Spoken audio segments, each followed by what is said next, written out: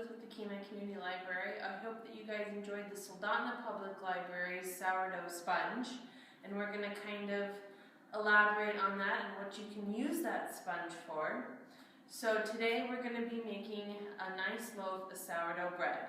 Now, it's not all going to be in one day, I will have to tell you that.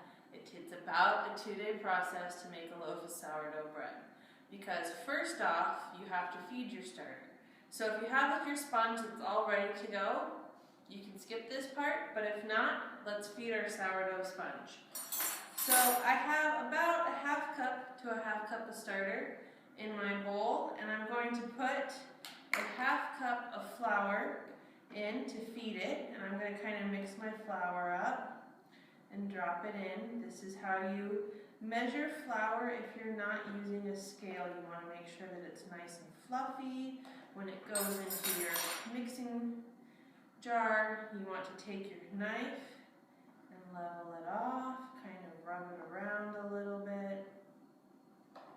And then I'm going to very carefully dump that in there. And next, I'm going to take a 1/4 cup of water.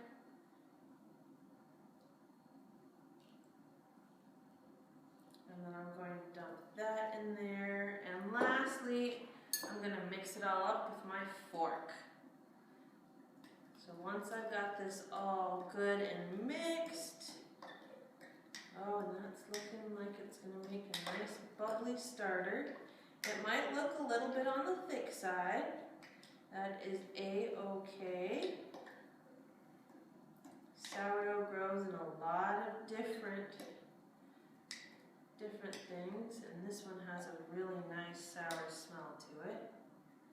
So that's what my sourdough starter is going to look like, and I'm just going to let it sit and eat for 2 to 8 hours and make sure it gets to be nice and bubbly. And how you do that, put it in a warm place where you don't forget about it. I like to put mine on my kitchen counter.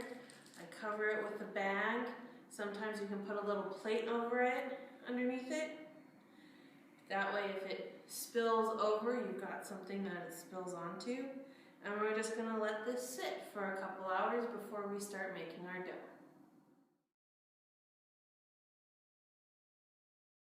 Okay everybody, so after we fed the starter yesterday, we let it sit overnight. And look how nice and bubbly that starter looks. Isn't that great? Here's the only bummer part of it. We're only going to use a 1/3 cup. So I've got my 1/3 cup measuring. And what I'm going to do is I'm going to just pour it over my bowl. Here. I kind of like to make sure it's a little overflowy just to make sure that you've got your full 1/3 cup. Then you take your spatula because sourdough sticks to everything. Good. Now we're going to take our 1 1/4 cup of warm water. Now it should be warm, not scalding hot, but just nice and warm. And I'm going to hopefully not spill too much. And there's my cup. And then here's my 1/4 cup.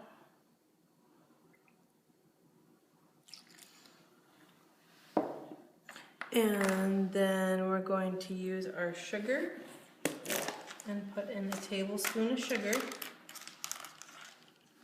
Because you know, a spoonful of sugar makes the medicine go down and makes your bread taste great. And then our recipe also calls for a tablespoon of oil. So we're going to I'm using olive oil because that's what the library has. You can use regular cooking oil, that's what I do at home. Whatever you have handy. And we're also going to use a tablespoon of oil. And this all gets mixed in together right at the very start. And you want to really make sure that you kind of break up that sourdough because that will help get it all throughout your bread. Okay, now we're going to start putting in flour. Now, Our recipe does call for bread flour, but right now, since it's a little bit hard to find bread flour, we're just going to use regular all-purpose flour, and that is fine. It doesn't have quite as much protein in it, so you might not get the rise that you would get if you used bread flour, but that's just fine. Okay, so our recipe calls for 3 1/3 cups of bread flour, but because we only have all-purpose, we're just going to use that, and that is fine. So remember to kind of stir up the top of your flour and spoon it in to your measuring cup. And then when you got it kind of full, we're going to take our knife and just kind of move it around here so we got a full cup. And it's okay if you got extras, because what you can do is take that and put it back into your container for your flour. So there's one. And then I'm going to put in another one. Now after I put 2 cups in, I like to go ahead and stir.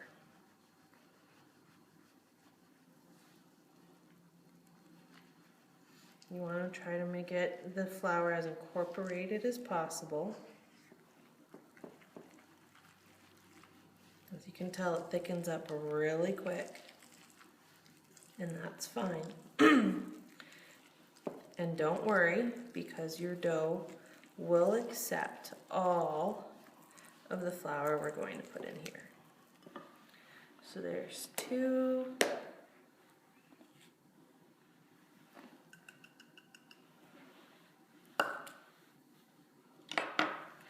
Then because I've already mixed the 2 in, I'm going to mix this one kind of halfway in too.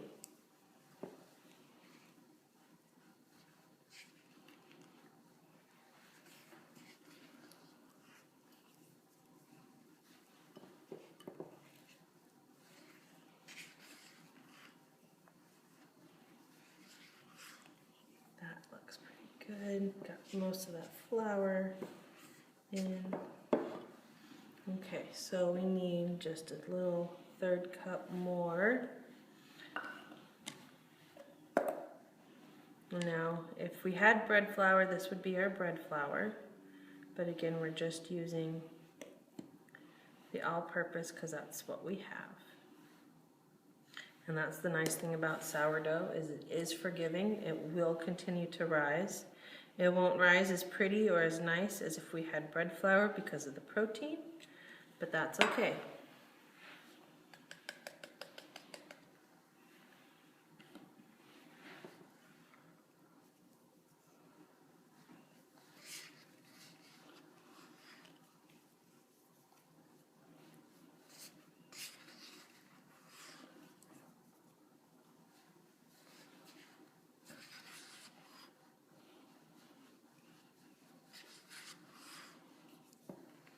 Okay, then it calls for 3/4 of a cup of all-purpose flour. And I think we're going to have that. Now this, because my thing is so small, I'm going to go ahead and do over my container.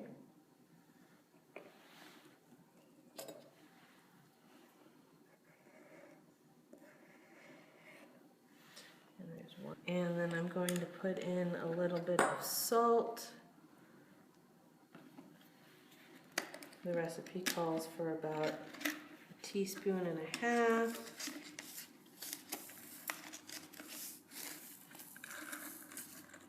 So there's 1/2 teaspoon, full teaspoon, and another 1/2 teaspoon. We'll get the flour.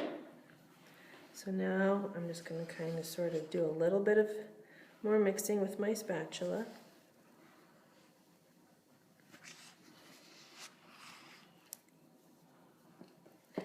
And then if you guys are ready to get your hands dirty, because it's kind of looking like it's that time, I'm going to set that there, And we're just gonna keep the dough here and just push it in and add that flour in. So kind of push the dough down, fold it over because you get more flour. Make sure you kind of grab your flour from the bottom. And it kind of sort of happens that I turn my dough, and you're gonna do whatever feels comfortable for you. You just wanna make sure that all this extra flour gets mixed in. Almost there. It does get harder the more flour it gets into it. That's fine. Kneading is not an art or a science. So whatever makes you is the easiest for you, whatever gets all the flour into your bread. What I will do is I'll kind of take the spatula around my corners. Take my other hand, put the flour in there.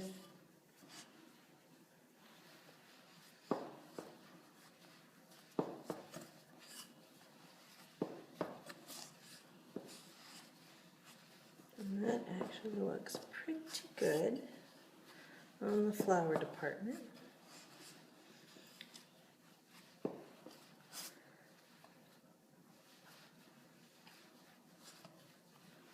So our next thing is I have my wet paper towel that I was using in between.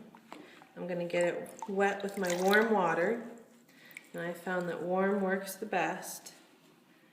And now we just have to cover the dough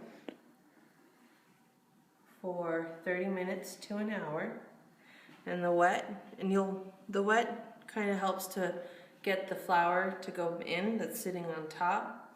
It also helps to create a nice environment for the sourdough and all the starches and the gluten to form up. So we're just going to let this sit for a half hour to an hour. We're going to do a little bit more kneading, and then we're going to let it rise. On a cleanup note with sourdough, when you get the starter on anything, can be really hard to get off. So one of the tips and tricks that I have found is I'll take a dry paper towel and I'll wipe off whatever sourdough I can before I rinse it. Because once you add some more water, sometimes it just sticks like glue to whatever you're on. So this is our first rise for our nice sourdough bread. We've let it sit for about an hour since we filmed the first kneading. So this is what our sourdough looks like right now. And all we're going to do is just kind of turn it around, just kind of flip it, maybe see about getting into these corners, getting a little bit more flour in there. That actually feels pretty good. As you can tell, it's not too sticky. It's nice and wet, but not too wet. And we're just going to kind of sort of mold it, get it a little bit firmer than when it was when we started. And that's going to be that sourdough for you. That's just going to make it a little bit on the harder side. And then I'm just going to kind of put it into a little bit of a ball. And then we're going to cover it again with our damp cloth, and we're going to let it sit for about 8 to 10 hours. You can let it sit overnight. Make sure it's in a good warm spot, at least 70 degrees, and just let it rise. Okay, so here, after about an hour, is our loaf of bread. Hasn't risen too much, but remember, instead of bread flour, we only used all-purpose flour, so we're going to have a little bit less of a rise.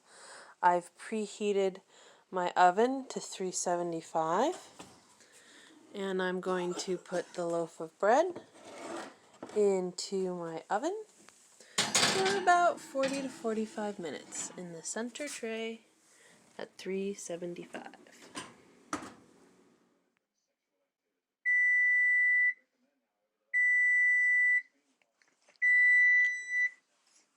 Alrighty. Timer's off. I set it for 45 minutes. And here we go, everybody. Here is our finished sourdough loaf. Do you see how well that rose? See how nice and golden brown that is? See how it rose in the oven? Now we're going to let this cool in the loaf pan for 10 minutes. And then that's going to be followed by cooling on the wire rack for a couple hours. And then it's good for 3 to 5 days in a plastic bag at room temperature. Okay, everybody, here's our loaf, nice and cool. Time to cut in and see what it looks like. Oh, look at that. Nice holes, not too dense. I think this is going to be a good loaf of bread. Enjoy your sourdough, everybody. Remember to clean it quickly, be patient, and make sure it's nice and bubbly, and you too can enjoy a nice loaf of sourdough bread.